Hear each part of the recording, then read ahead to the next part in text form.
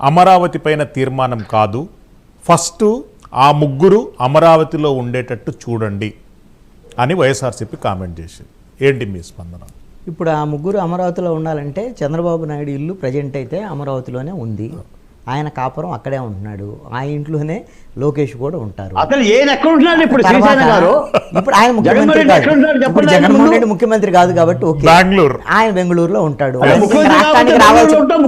రాష్ట్రానికి రావాల్సిన అవసరం కూడా ఆయనకి లేదు, రాష్ట్ర ప్రజలు కూడా ఆయన ఏం కోరుకోవట్లేదు జగన్మోహన్ రెడ్డి వచ్చిన ఆదరించే పరిస్థితిలో రాష్ట్రం లేదు. ఎందుకంటే పవన్ కళ్యాణ్ ఆల్రెడీ ఆఫీసు హాయిగా హైవే పక్కనే ఆయన ఉండటానికి అన్నిటికీ ఆఫీసు మొత్తం కలిపి కట్టుకున్నారు, దాని గురించి ఇబ్బంది లేదు. అసలు ఇల్లు కట్టుకోవటం అనేటువంటిదే ఒకటి అనుకుంటే జగన్మోహన్ రెడ్డి ఈ విధంగానే మాయ చేశాడండి. 2019 ఎన్నికలకు ముందు ఇదే అడిగారు, అందరు అడిగితే ఎస్ మా నాయకుడు ఇదిగో ఇక్కడే కట్టుకున్నాడు, తాడేపల్లి ఇల్లు ఎక్కడికి పోదు, అమరావతి ఇక్కడే ఉంటుంది అని చెప్పారు.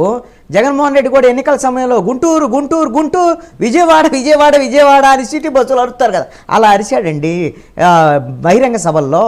అలా అరిచి రాజధాని మార్చమని చెప్పి సంకేతాలు ఇచ్చి అధికారంలోకి రాగానే ఇంకేముంది కళ్ళు నెత్తికెక్కేసి ప్రజా నిర్ణయాన్ని మొత్తాన్ని పక్కన పెట్టేసి డిసెంబర్లో 2019లో దక్షిణాఫ్రికా తరహాలో ఎందుకు 3 రాజధానులు ఉండకూడదు, దక్షిణాఫ్రికా లాగా మనం ఎందుకు డెవలప్మెంట్లు ఎన్నికలు వెళ్ళకూడదు అలా చెప్పి ప్రకటించి మూలన కూర్చున్నటువంటి పరిస్థితి. ప్రజల ద్వారాగా ఎన్నికైనటువంటి ప్రభుత్వాలు ఏవి కూడా ప్రజా వ్యతిరేకమైనటువంటి నిర్ణయాలు తీసుకుంటే ప్రజలు తిరస్కరించినటువంటిది చరిత్ర.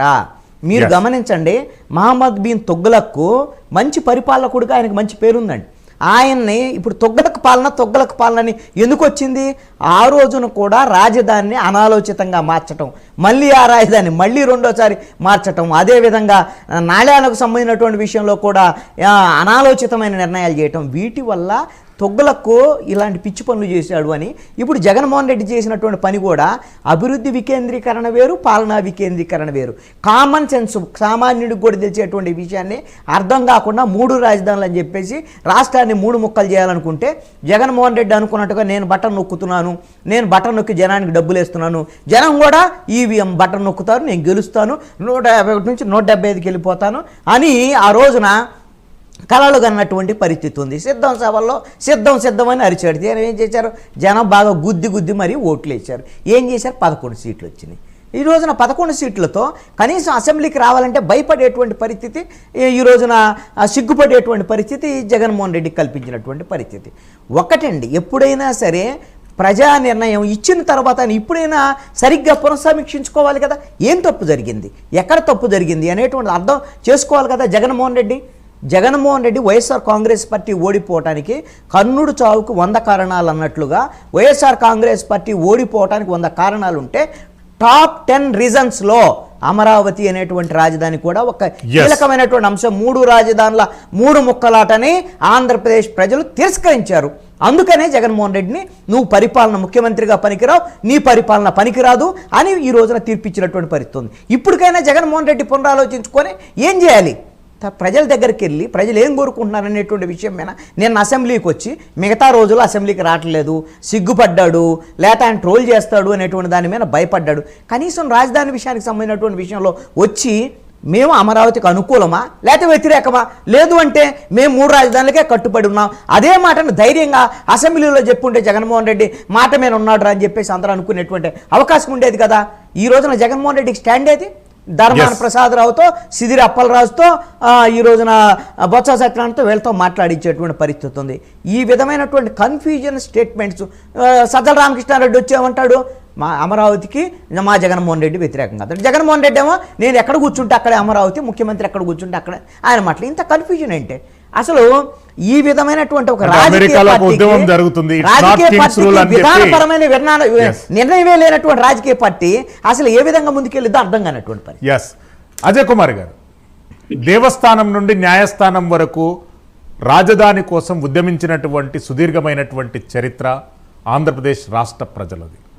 రేపు పార్లమెంటు సాక్షిగా బిల్లు చట్టబద్ధత పొందితే ఎలాంటి ఆనందోత్సవాలు ఆంధ్రప్రదేశ్లో ఉండే అవకాశం ఉంది? శ్రీశైలం గారు, మీకు ఒక విషయం గుర్తు చేస్తాను సార్. స్వాతంత్ర ఉద్యమాల గురించి మనం పాఠ్య పుస్తకాల్లో చదువుకుంటాం సార్. 78 ఏళ్ళు మనం తెల్లవారిని తరిమేసి ఈరోజు 78 సంవత్సరాలను స్వాతంత్రాన్ని అనుభవిస్తున్నాం సార్ ఏ స్వాతంత్ర ఉద్యమం గురించి అయితే మనం విన్నామో అలాంటి ఉద్యమమే ఆంధ్రప్రదేశ్ రాష్ట్రంలో అమరావతి కోసం జరిగింది. ఎస్, ఇది ఒక చరిత్రలో నిలిచిపోద్ది. ఆంధ్రప్రదేశ్ రాష్ట్రంలో రాష్ట్ర రాజధాని అమరావతి కోసం అద్భుతమైన ఉద్యమం చేశారు. 5 సంవత్సరాలు రోడ్డు మీద ఆడపడుచులు గాని, యువత గాని, రైతాంగం గాని, భూములు ఇచ్చిన రైతన్నలు గాని, వృద్ధులు గాని ప్రాణాలు కోల్పోయిన వాళ్ళు కూడా ఉన్నారు ఈ ఉద్యమం, అమరావతి ఉద్యమంలో. సార్ 78 ఏళ్ళు ఏదైతే స్వాతంత్రాన్ని మనం ఈ రోజు అనుభవిస్తున్నామో రాసి పెట్టుకోండి. ఈ ఆంధ్రప్రదేశ్ రాష్ట్రంలో అమరావతి రాజధాని ఉన్నంత కాలం, ఈ భూమి ఉన్నంత కాలం కూడా వైఎస్ఆర్సీపీ పార్టీ అనే జెండా ఈ గడ్డ మీద ఎగరదు సార్, ఇంకా ఎగరదు.